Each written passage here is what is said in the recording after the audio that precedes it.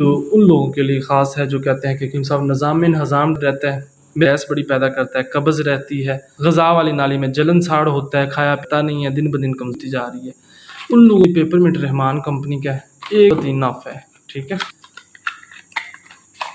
अगर मेरा कैमरा आपको फोकस करके दिखा सके, इसके फ़ायदे भी आप पढ़ के भी दिखाता हूँ। राज़े मैदा, पेट का दर्द, खटकारें, कैस्त, हैज़ा, बदहज़मी, ब्लड और तबखीरे में से अमराज के लिए। तो जनाब ये पेशेंट्स को भी यूज़ करवाता हूँ क्लिनिक पे। मैदे का पेशेंट है, मेडिसिन के साथ अपनी खुराकी कैप्सूल दवाई के साथ ये लाजमी एक शरबत देता हूँ। तो बाकी हर जगह पे इजीली अवेलेबल है, चाहे आप लंदन से हैं, अफ्रीका से, जिधर भी हैं। ये मल्टीनेशनल कंपनी है, इसकी मेडिसिन दुनिया के हर कोने से मिल जाती है। निज़ाम के लिए एक शरबत है। हाँ, शुगर के मरीज़ हैं तो शुगर लाजमी लगा, क्योंकि ये शुगर की वजह से बनता है। तो मज़ीद किसी भी किस्म की इंफॉर्मेशन के लिए मेरा नंबर नीचे दिया गया, आप लोग रब्ता कर सकते हैं।